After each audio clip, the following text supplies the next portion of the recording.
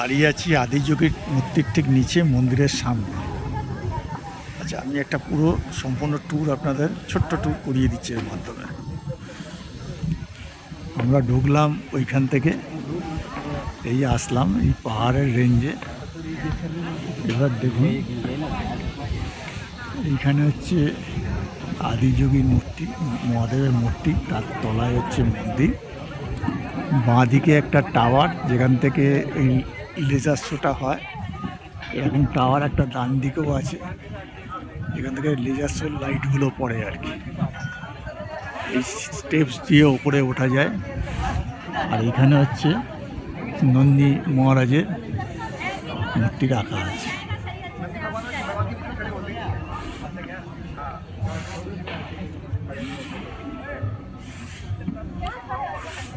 Joy Shiva Shambhu, Joy Mahadev.